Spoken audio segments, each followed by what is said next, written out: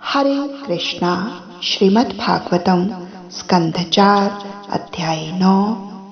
ध्रुव महाराज द्वारा श्री भगवान की स्तुति। ध्रुव महाराज ने कहा, हे भगवान, आप सर्वशक्तिमान हैं।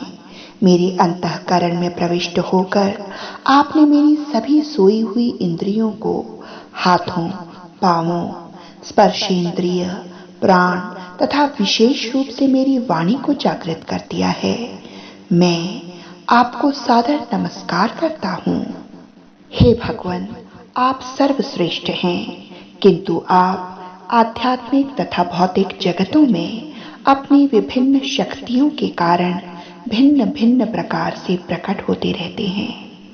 आप अपनी बहिरंगी शक्ति से भौतिक जगत की समस्त शक्ति को उत्पन्न करके अंत में भौतिक जगत में परमात्मा के रूप में प्रविष्ट हो जाते हैं।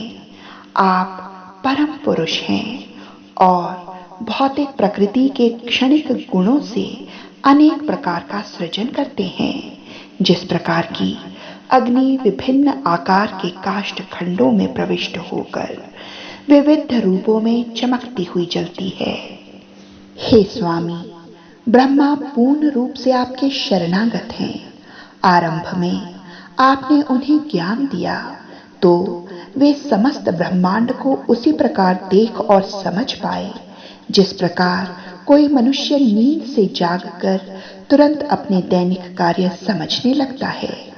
आप मुक्तिकामी समस्त पुरुषों के एकमात्र आश्रय हैं और आप समस्त दीन दुखियों के मित्र हैं। अतः पूर्ण ज्ञान से युक्त विद्वान पुरुष आपको किस प्रकार भुला सकता है?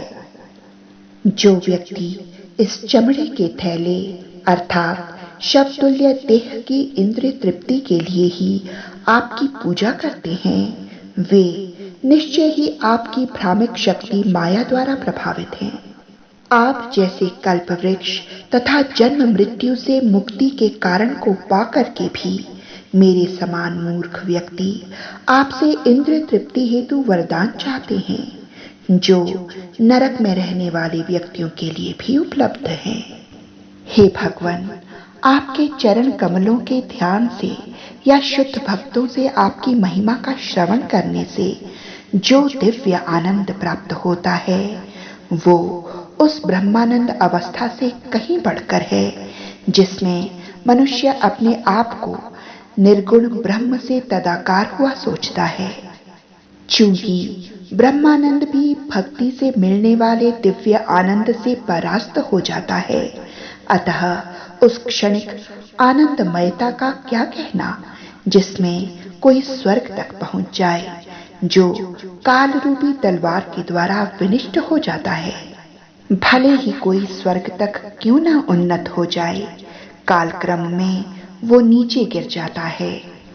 हे अनंत भगवान, कृपया मुझे आशीर्वाद दें जिससे मैं उन महान भक्तों की संगति कर सकूं जो आपके दिव्य प्रेममयी सेवा में उसी प्रकार निरंतर लीन रहते हैं जिस प्रकार नदी की तरंगे निरंतर बहती रहती हैं। ऐसे दिव्य भक्त नितांत कल्मश रहित जीवन बिताते हैं। मुझे विश्वास है कि भक्तिमय सेवा की प्रक्रिया से मैं भौतिक संसार रूपी अज्ञान के सागर को पार कर सकूंगा, जिसमें अग्नि की लपटों के समान भयंकर संकटों की लहरें उठ रही हैं। ये मेरे लिए सरल रहेगा, क्योंकि मैं आपके दिव्य गुणों तथा लीलाओं के सुनने हेतु पागल हो रहा हूँ, जिनका अस्तित्व शाश्वत है। हे कमलनाभ भगवान, यदि कोई व्यक्ति किसी ऐसे भक्त की संगति करता है जिसका हृदय सदैव आपके चरण कमलों की सुगंध में लुप्त रहता है, तो वो ना तो कभी अपने भौतिक शरीर के प्रति आसक्त रहता है और ना संतति, मित्र, घर, संपत्ति तथा पत्नी के प्रति देहात्म बुद्धि रखता है, जो भौतिकतावादी पुरुषों को अत्यंत ही प्रिय होते हैं। वस्तुतः वो उनकी तनिक भी चिंता नहीं करता। हे भगवान, हे परम अजन्मा, मैं जानता हूँ कि जीवात्माओं की विभिन्न योनियां यथा पशु, वृक्ष, पक्षी, रेंगने वाले जीव, देवता तथा मनुष्य सारे ब्रह्मांड में फैली हुई हैं, जो समग्र भौतिक शक्ति से उत्पन्न है। मैं ये भी जानता हूं कि ये कभी प्रकट रूप में रहते हैं और कभी अप्रकट रूप में, किंतु मैंने ऐसा परम रूप कभी नहीं देखा जैसा कि अब आपका देख रहा हूं। अब किसी भी सिद्धांत के बनाने की आवश्यकता नहीं रह गई है। हे भगवान, प्रत्येक कल्प के अंत में भगवान गर्भोदक्षाई विष्णु ब्रह्मांड में दिखाई पड़ने वाली प्रत्येक वस्तु को अपने उदर में समाहित कर लेते हैं। वे शेषनाग की गोद में लेट जाते हैं।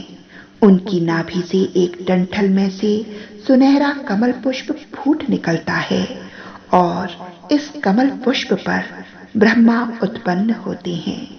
मैं समझ सकता हूं कि आप वही परमेश्वर हैं। अतः मैं आपको सादर नमस्कार करता हूं। हे भगवान, अपनी अखंड दिव्य चितवन से आप भौतिक कार्यों की समस्त अवस्थाओं के सर्वोपरि साक्षी हैं। आप शाश्वत मुक्त हैं। आप परम सत्व में विद्यमान रहते हैं और अपरिवर्तित रूप में परमात्मा में विद्यमान हैं। आप 6 ऐश्वर्यों से युक्त आदि भगवान हैं और भौतिक प्रकृति के तीनों गुणों के शाश्वत स्वामी हैं। इस प्रकार आप सामान्य जीवात्माओं से सदैव भिन्न रहते हैं। भगवान श्री विष्णु रूप में आप सारे ब्रह्मांड के कार्यों का लेखा जोखा रखते हैं, तो भी आप पृथक रहते हैं और समस्त यज्ञों के भोक्ता हैं। हे भगवान, ब्रह्म के आपके निर्गुण प्राकट्य में सदैव 2 विरोधी तत्व रहते हैं, ज्ञान तथा अविद्या। आपकी विविध शक्तियां निरंतर प्रकट होती हैं, किंतु निर्गुण ब्रह्म जो अविभाज्य, आदि, अपरिवर्तित, असीम तथा आनंदमय है, भौतिक जगत का कारण है। चूंकि आप वही निर्गुण ब्रह्म हैं, अतः मैं आपको सादर नमस्कार करता हूं। हे भगवान, हे परमेश्वर, आप सभी वरों के परम साक्षात रूप हैं। अतः जो बिना किसी कामना के आपकी भक्ति पर दृढ़ रहता है, उसके लिए राजा बनने तथा राज करने की अपेक्षा आपके चरण कमलों की पूजा करना श्रेयस्कर है। आपके चरण कमल की पूजा का यही वरदान है। आप अपनी अहेतु की कृपा से मुझ जैसे अज्ञानी भक्त के लिए पूर्ण परिपालक हैं। जिस प्रकार गाय अपने नवजात बछड़े को दूध पिलाती है और हमले से उसकी रक्षा करके उसकी देखभाल करती है, इस प्रकार श्रीमद् भागवतम के स्कंध 4 में वर्णित महाराज ध्रुव द्वारा श्री भगवान की स्तुति संपूर्ण हुई। हरे कृष्ण हरे कृष्ण कृष्ण कृष्ण हरे हरे, हरे राम राम राम हरे हरे।